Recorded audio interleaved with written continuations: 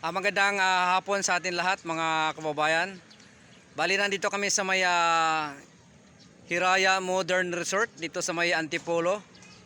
Ito yung mga tanawin dito mga kababayan, oh. Ang ganda rito. Talagang matanaw yung mga magandang tanawin dito sa kalikasan dito sa Antipolo. So yan ang hotel namin na tutuluyan, oh. Dali tingnan natin mga kababayan. Yan ang kabayan, oh, yun, oh. Sa kabilang bundok yan, napakaganda. Pero Antipolo pa rin siya. Oh, di ba? Wow. Grabing ganda. Kailan dito mga kababayan, pag pumunta kayo, napakataas pag punta rito, pag akyat, yung may sasakyan kayo, napakataas kaya ingat. Tsaka mayroon ding pababa na masyadong mababa siya mga kababayan, kaya kailangan ng sasakay ng kondisyon pag pumunta dito. Ayun, oh, yung kalsada, ipakita ko sa inyo mga kababayan. Ayan, oh, dito ako sa baba, oh, di ba mataas. Tapos hanggang doon mga kababayan, oh. O, di ba? Ang ganda ng tanawin dito. Wow. Pero dito, marami na ring mga bahay sa paligid mga kababayan. Pero hindi, ito may tinuluyan namin ng hotel yan. Oh. Balikan ko yung aming tinutuluyan mga kababayan. So ito yun, dito yung parking area sa may baba ng bahay na tinuluyan namin. O, di ba?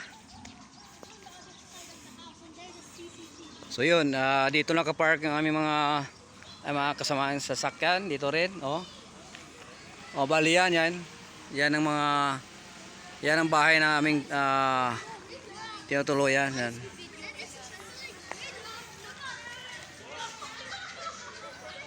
Wow. Saka marami mga puno rito na lalaki rin. Ayun. So mayroon ding dito, pwede magpahinga dito sa puno. Mayroon siyang duyan ito. O, di ba mga kabayan, napakaganda.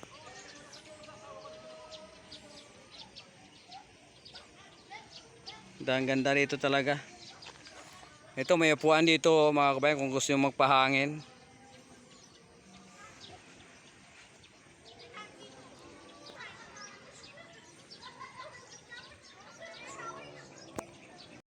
Mga kababayan, malawak din ang parking area dito. Ito, yan ang bahay na tinutuloy namin, oh. Yan yung sinasabi kong may swimming pool. So ang dami mga dito, mga sasakyan. Maluwag pa nga, pwede pa mag-park dito. So napaka ganda rito. O, di ba mga kababayan? Kaya pumunta na kayo dito. Ay mga kababayan, subukan nyo pumunta rito sa Hiraya Modern Resort dito sa Antipolo. Napakaganda. Ang bawat bahay dito mga kababayan, yung tutuluyan nyo, mayroong sariling swimming pool. Kaya talagang napakasulit mga kababayan. Tsaka ang ganda ng tanawin dito. Talagang kita mo yung mga bundok dito na kalikasan na napakaganda, nakakawala ng stress mga kababayan. So yun lang.